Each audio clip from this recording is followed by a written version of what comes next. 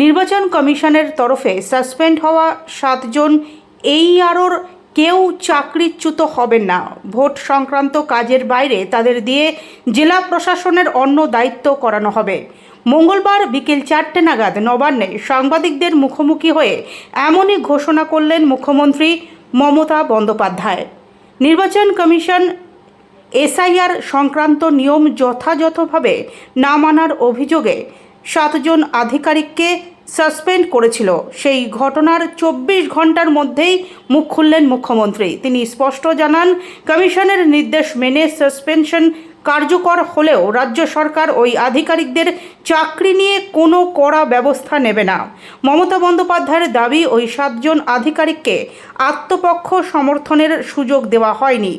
তিনি প্রশ্ন তোলেন, কেন সাসপেন্ড করা হলো? তাদের কাছে কি জিজ্ঞেস করা হয়েছে আপনাদের অপরাধ কি, দোষটা কি? এরপর মুখ্যমন্ত্রী বলেন, নির্বাচন কমিশন বলেছে বলেই রাজ্যকে ব্যবস্থা নিতে হয়েছে। তবে রাজ্য সরকার আশ্বাস দিচ্ছে, ভোটের কাজের বাইরে তাদের অন্য কাজে লাগানো হবে। এদিন নবান্ন থেকেই নির্বাচন কমিশনের এসআইআর প্রক্রিয়া নিয়ে ফের তীব্র ক্ষোভ উগরে দেন মুখ্যমন্ত্রী।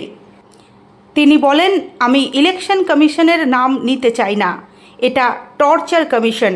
মমতার অভিযোগ, এসআইআরের নামে বাংলায় তুগলকি কাণ্ড চলছে এবং ভোটের আগে ভোট করানোর চেষ্টা হচ্ছে। মুখ্যমন্ত্রী বিহারের নির্বাচন সংক্রান্ত নোটিফিকেশন দেখিয়ে প্রশ্ন তোলেন, বিহারে যে নিয়মনীতি করা হয়েছিল বাংলার ক্ষেত্রে তা মানা হবে না কেন? তিনি আরও বলেন, বিহারে যেখানে 11টি নথির উল্লেখ রয়েছে, বাংলায় কেন 13টি নথি চাওয়া হচ্ছে? মমতা বন্দ্যোপাধ্যায়ের দাবি, বিজেপির আইটি সেলের একজন কর্মী 58 লক্ষ ভোটারকে বাদ দিয়েছে, যার মধ্যে অনেক জেনুইন ভোটার রয়েছেন। মুখ্যমন্ত্রীর অভিযোগ, এর ফলে কমিশনের নির্দেশও অমান্য করা হয়েছে। মমতার আরও অভিযোগ, 14ই ফেব্রুয়ারি নির্দিষ্ট সময়ের আগেই লগইন বন্ধ করে দেওয়া হয়েছে। রাজ্যের এখতিয়ারভুক্ত বিষয়ে হস্তক্ষেপ করা হচ্ছে। বিডিও, ডিএম, বিএলও এবং পুলিশকে ভয় দেখানো হচ্ছে। চাকরি আমার হাতে, এমন হুমকি দেওয়া হচ্ছে ডিএমদের। মুখ্যমন্ত্রী বলেন, নির্বাচন ঘোষণা না হওয়া পর্যন্ত প্রশাসন নির্বাচন কমিশনের আওতায় নয়। মমতা বন্দ্যোপাধ্যায়ের কড়া মন্তব্য, নির্বাচন কমিশন ওয়ান পার্টি কমিশন হয়ে উঠেছে।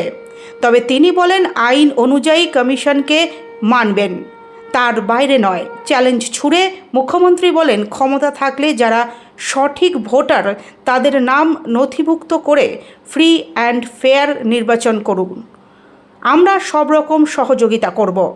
মমতা বন্দ্যোপাধ্যায়ের অভিযোগ, দিল্লির নেতাদের কথায় কমিশন চলছে। কমিশনের বিরুদ্ধে থ্রেট কালচার শুরু করারও অভিযোগ তোলেন তিনি। এছাড়াও বলেন, বাংলায় একটা পটকা ফাটলেও এনআইএ তদন্ত হয়, অথচ সাধারণ মানুষের ওপর টেররিজম চলছে। মমতা বন্দ্যোপাধ্যায় হুঁশিয়ারি দিয়ে বলেন, ক্ষমতা থাকলে যেন ভোটারদের বাদ না দেয় নির্বাচন কমিশন।